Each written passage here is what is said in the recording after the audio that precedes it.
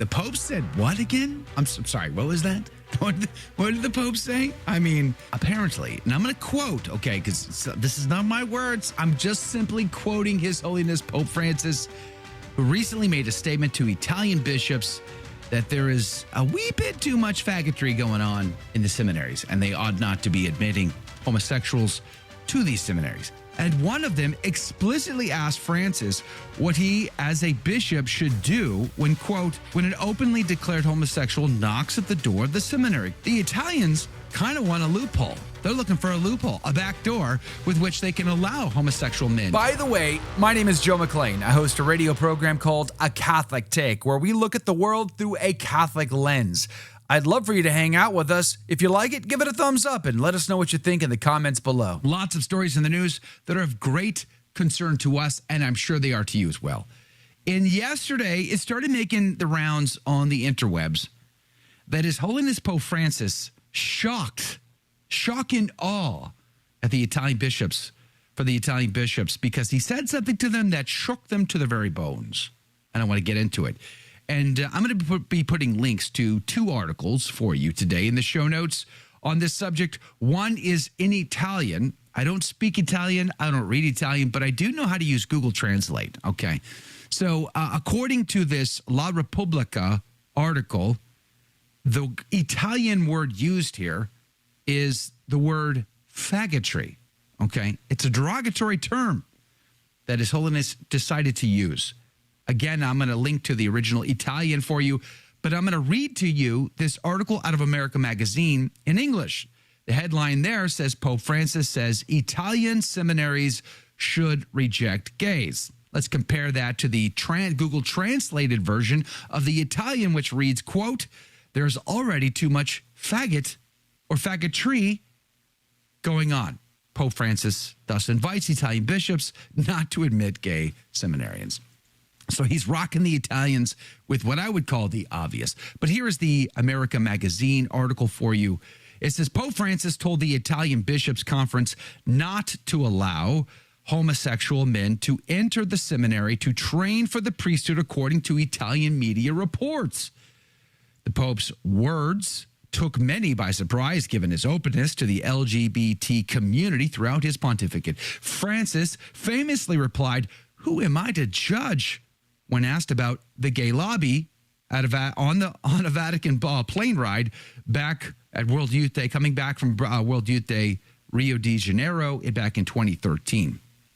But in his remarks to the bishops, the Pope voiced what has been the official position of the Vatican since 2005, when the Congregation for Catholic Education, with the approval of Pope Benedict XVI, issued a document on the question titled Instruction Concerning the Criteria for the Discernment of Vocations with Regard to Persons with Homosexual Tendencies in View of Their Admission to the Seminary and to Holy Orders, close quote. The document was subsequently endorsed by Pope Francis in 2016. Francis made the remarks during a 90-minute closed-door meeting in the Vatican's Old Synod Hall with the more than 200 members of the Italian Bishops' Conference last Monday, May the 20th. Since the beginning of his pontificate, Francis has engaged in questions and answer sessions at the conference's twice-yearly meeting. There is, so far, no official text of the Pope's remarks to the conference last Monday. The remarks, first reported by Dagospia, no idea how to say that properly, anyway, a news outlet that specializes in confidential information and scoops, were subsequently reported by the leading Italian dailies, La Repubblica and others, but have not been officially confirmed. However, an informed source who did not want to be identified told America Magazine that he first learned of the news on May the 21st, a day later, from the 3 Italian bishops who were at the meeting. The question regarding homosexuality and seminarians has been under discussion for some time by the Italian Bishops' Conference. And according to the Il Corriere della Sera, at their meeting in Assisi last November, they had, quote, had approved a new document, Ratio Formationis Sacerdotales, not yet approved by the Holy See, regulating admission to and formation in Italian seminaries, in which they approved by majority vote, an amendment that recognized the distinction between simple homosexual orientation and, quote, deeply rooted tendencies, close quote. This paper reported meant in substance that a homosexual person could be admitted to the seminary if, like the heterosexual, he gave the guarantee that he knows how to live the discipline of celibacy. The implication is that it is more difficult for homosexuals because they will be living in an all-male community for many years. But the paper observed, it seems that Pope Francis has a more radical vision. To avoid problems of this kind, homosexual persons should not be admitted to the seminary, full stop, close quote. Now, I find it fascinating because just the other day, and by the way, I'm reading from the America Magazine article that I'm going to be sharing with you, but just the other day, we interviewed Karen Hall about her book, The Sound of Silence, The Life and Canceling of a Heroic Jesuit Priest, Father Mankowski. In this book, it recounts the craziness that Father Mankowski had to endure living in these Jesuit houses of formation surrounded by very active pro-homosexual clergy. I mean, like sexually active, as though it was a frat house and they could do whatever they want. And the man had to endure all of that. He felt he had no choice but to remain a Jesuit in spite of all the insanity.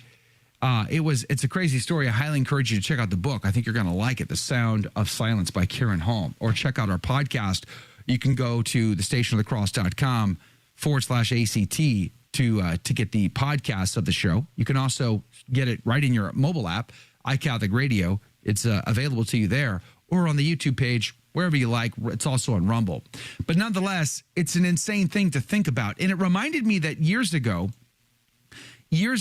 I was giving a talk at a men's conference in San Antonio. I think this was 2010, if I remember correctly. And a gentleman, maybe it was 2013. At any rate, a gentleman came up to me and he told me that he was about to go to Chicago to enter into a seminary for a religious community there. But then he shared with me that he was an active homosexual. And I remember at the time thinking, well, if you're prepared to live the discipline of chastity, renounce all of those temptations and live chaste, yay, more power to you at the time. But you know what? I've always felt very naive because I've always learned just how bad the actual situation really is. And when I think it's bad, I realize it's actually worse. This book is definitely helping me to realize that the problem is worse than I thought. On Friday, we interviewed Father John Gallagher, a priest who was canceled, not laicized, just sort of cut like a kite to fly in the wind by what we would call the Lavender Mafia in his diocese. It was a tragic story of a priest who did the right thing. He did everything he was supposed to do. He saw something, he did something. He reported that something. He assisted law enforcement. The sheriff's department wrote letters of letters of approval, letters of applaud to the guy. They were like, this man has done more to help us find the bad guy and convict the bad guy than anybody in the Catholic Church of recent memory. They even wrote a letter to Cardinal O'Malley singing his praises, of which they got zero response. Let that sink in. Now, the trouble in the church is getting more and more interesting by the day, let's just say. The Father Marco Rupniks, they get a pass. The Bishop Stricklands, they get held to an account. That is where we're at. Now back to the article over at America Magazine, run by, guess who? Jesuits. Anyway, it goes on. La Repubblica reported much the same, but added that the 2 or 3 bishops raised questions on the subject at last week's meeting with the Pope. And one of them explicitly asked Francis what he, as a bishop, should do when, quote, when an openly declared homosexual knocks at the door of the seminary, close quote, the paper said. The Pope, quote, the Pope, who already in the past had manifested his opposition to this injury, responded in a firmly negative way while emphasizing that respect is due to every person, irrespective of their sexual orientation. According to these outlets, Francis said that it is necessary to put down markers and prevent the risk that the gay person who chooses the priesthood could later end up living a double life, continuing to practice homosexuality while at the same time suffering from this dissimulation. Il Corriere della Sera, La Repubblica, and this other outlet report that Francis, whose native language is Spanish, not Italian, and who often use colloquial language in conversation, surprised bishops by using the Italian word, which I don't speak Italian, but essentially it means faggot or faggotry, which is a derogatory term for queerness in Italian. It is not clear if he was aware of the word's offensive nature. The mainline Italian dailies quoted him as saying that there is too much faggotry in seminaries. Various sources here say the Pope's use of faggotry was a gaffe on the part of the Pope rather than a slur, given the Pope, who am I to judge, attitude towards gay priests. Now, the Vatican document issued in 2005 states, quote, this dicastery, in accordance with the Congregation for Divine Worship and the discipline of the sacraments, believes it's necessary to state clearly that the Church, while profoundly respecting the person in question, cannot admit to the seminary or to holy orders those who practice homosexuality, present deep-seated homosexual tendencies, or support the so-called gay culture, close quote. What's the bottom line here? The bottom line here seems to be this, and it's very fascinating to me nonetheless, that number one, the Church has basically clearly stated you cannot have homosexual men in the seminary. It's a problem. And I think it's been an incredibly bad problem for Holy Mother Church, leading to massive amounts of abuse. Don't let them in, period. Number two, the Italians kind of want a loophole. They're looking for a loophole, a back door with which they can allow homosexual men into the seminary. The Pope basically said one way or the other, there's too much faggotry going on in the seminaries, so let's cut it out. I find it interesting. The Italian bishops find it offensive, but I find it interesting. But here's the other caveat to the story that I honestly got a chuckle out of yesterday. If I had $1 for every time that I was told I was being schismatic for criticizing something the Pope did or said, boy, I'd be a fairly wealthy person. Okay, I wouldn't have to worry about how to fund our apostolate work because we'd have all the money we needed.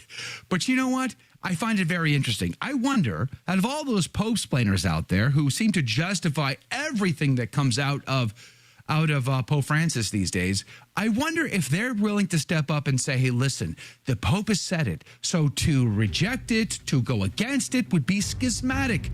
The Pope says it, we have to believe it no matter what, under all circumstances. Right? So, the Pope says no more faggotry going on in seminaries. Are we going to adhere to that? Well, from this day forward, all seminaries around the entire world cut out all of the, quote, faggotry, close quote, that the Pope has now asked for. Will they be obedient to His Holiness? I'm just asking for a friend. Or will they be schismatic? Makes you wonder, doesn't it? We'll be linking to this article out of America Magazine. I find it very interesting that America Magazine had a report on this. But nonetheless, as well as the La Repubblica original, which, by the way, it's behind a paywall, which is why I didn't read that one to you. Hey, don't go anywhere. We're going to be talking about more of the scandal in the church with Dr. Janice Smith and more coming up after the break. Did you like that video? It's okay. You can admit it. It's perfectly fine. Hey, we cover the big stories of our day, from inside the church to outside the church to all points in between, and we do it from a Catholic perspective. It's called A Catholic Take. It's a radio program Monday through Friday. We live stream it right here on this channel, by the way, so make sure to subscribe, like, and share. We would be very grateful to you. And don't forget, you're going to want to watch this video right here because you don't want to miss anything.